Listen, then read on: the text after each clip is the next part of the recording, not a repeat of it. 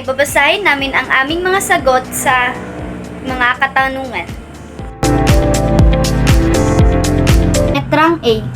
Pagkilala sa awiting bayan. Tukuyin ang pinagmulan o rehiyon kung saan nanggaling ang awit. Patunayan ito. Ang kantang Magtanim ay Di Biro ay inilarawan sa mga mahihirap na buhay ng mga magsasakang Pilipino.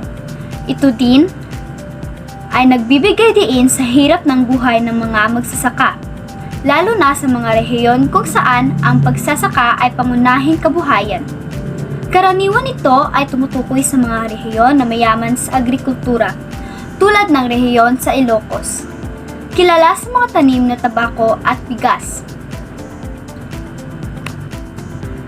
Ang awit na si Pilimon ay mula sa rehiyon ng Visayas, partikular na sa Hilagahan. Ito ay isa sa mga sikat na awiting bayan sa Pilipinas at karaniwang kinakanta sa mga pagkakataon tulad ng mga kasal at iba pang kapistahan. Number 2. Alamin ang anyo o genre ng awit. Sa tingin ko, ang uri ng awiting bayan ng Magtanim ay Di Biro ay isang suliranin. Dahil ang kanta na ito ay kinakatawan ang mga pakikibaka at paghihirap ng buhay ng mga magsasaka.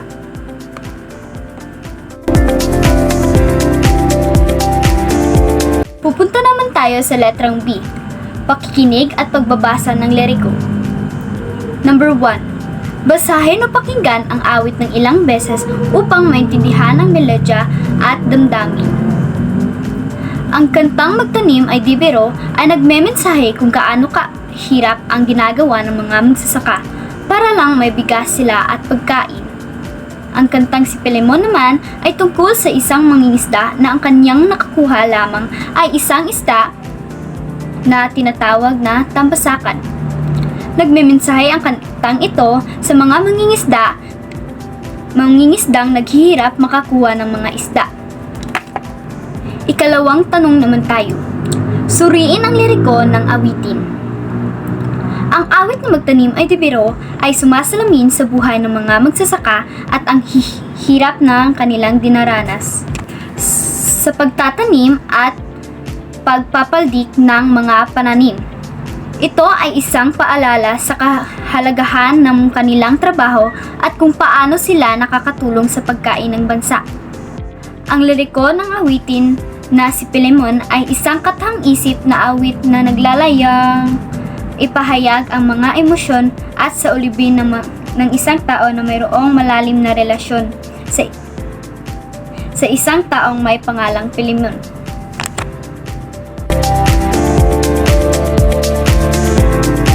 Ngayon ay babasahin natin ang C, letter C. Question. Tukuyin ang mensahe.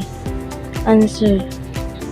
Ipinihawaktig ng kantang Magtanim ay Di Biro na hindi simpleng bagay ang pagtatanim sapagkat kailangan mo ng sipag at tiyaga. Answer.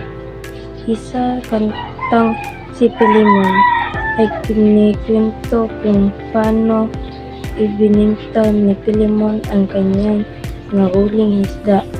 Di dapat natin siyang anumang kinita natin sa mga bagay-bagay.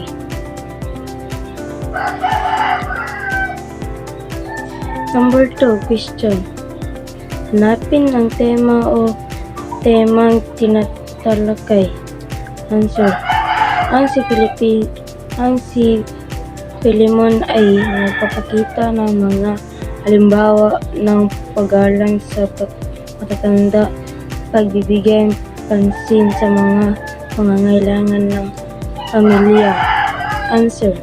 Ang temang tinatalakay sa awit ay ang hirap, sakripisyo at kahalagahan ng mga magsasaka na dapat pahalagahan ng lipunan.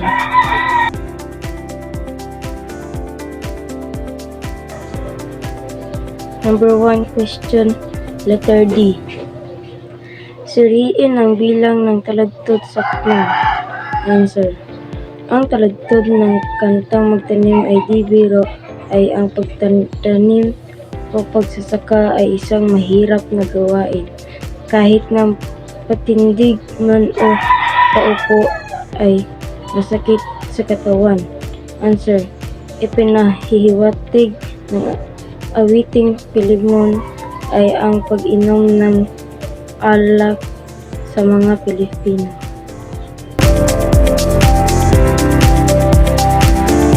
Ngayon, nabasahin ko ang letrang E.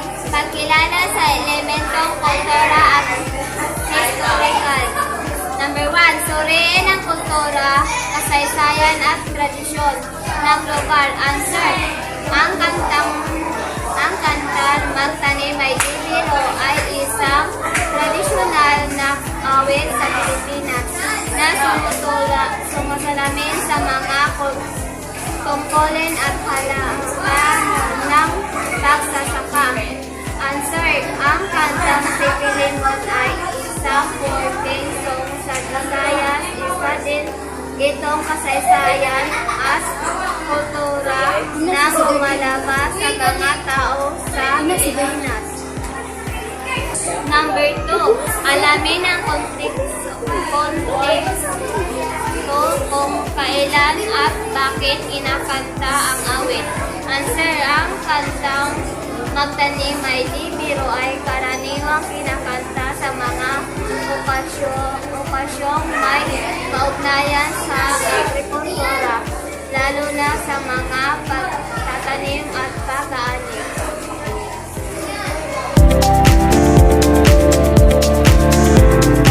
Letrang F. Pagkilala sa himig at instrumentasyon. Number 1. Suriin ang melodya ng awit. Ito ba ay masaya, malungkot, seryoso o magaan? Answer. Masaya ang kantang Magtanim Ay Di Biro dahil sa kanilang tunol sa ginawa. Answer. Ang kanta na Si Pilimon ay isang seryoso na melodiya at masaya kumanta dahil masarap pakinggan.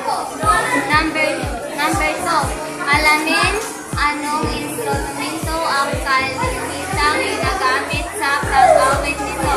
Answer. Ang ginagamit na instrumento sa kantang Magtanim Ay Di Biro ay ukulele. Answer. Ang ginagamit na instrumento sa kantang Si Pilimon ay gitara, piano, drums, violin, at iba pa.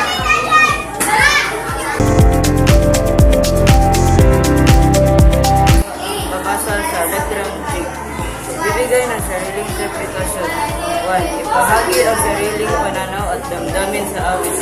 Answer. Sa kantang Magtanim Ay Di Biro ay ako'y nalulungkot para sa mga magsasaka dahil wala silang pahinga. Dahil maghapon silang nakayuko para sa kanilang buhay at pamilya. Sa kantang Si Pilimon ay ang mensahe ko dito ay kanyang matanayaw pero dahil ipinili lang niya sa iba. Number 2. Paliwanag paano unawaan at naramdaman ang awit batay sa inyong karanasan. Ang Magtanim Ay Di Biro naramdaman ko ang aking karanasan sa pagkakagod dahil sa mga gawaing bahay at sa mga dang araw. Pero alam ko na lahat ng ginagawa ko ay para sa aking sarili. Sa kantang Si Pilimon ay naranasan ko ang maging aktador. Laging binibigyan ng iba't ibang uri ng pagkain. Pero natutunan ko na maging matipid dahil mahirap abutin ang mga pera na kinukuha natin.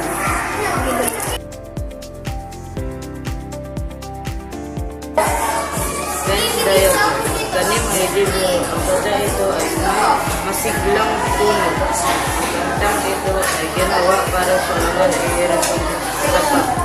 Pilimon, ang kantang ito ay may magaan na tuloy.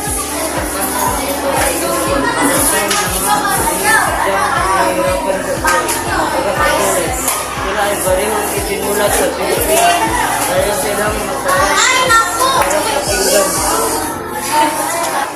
Tukuyin ang mga pagkakatulad at pagkakain. Ang pagkakatulad ng pagkakagaling Idibiro, ayun sila ang aniting bayan, ayun sa mga Pilipino. Pagkakaiwan ng nila, hindi sila magkakaroon ng tulis at magkaiba sila ng pumawag sa Pilipinas habang sa magtanim ay dito sa magkakasap. O pala si Johanna Kinchlin O. Siberiano. Ako po si Marlene Rose Minoro.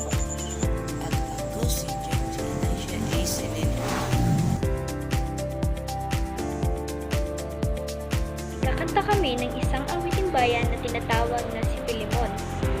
Si Pilimon, na masusa kadagatan, nakakuha,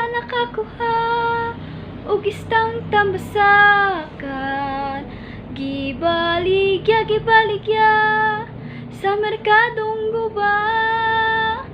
Ang halin puro skura, igura ipanuba. Si Pilimon, na masa sa karagatan, nakakuha, ang isang tambasakan, gibaligya, sa merkadong guba. ang halin puro skura, igura lang ipatuba. Doon na nagtatapos ang aming pag-uulat. Salamat sa inyong pagkikinig.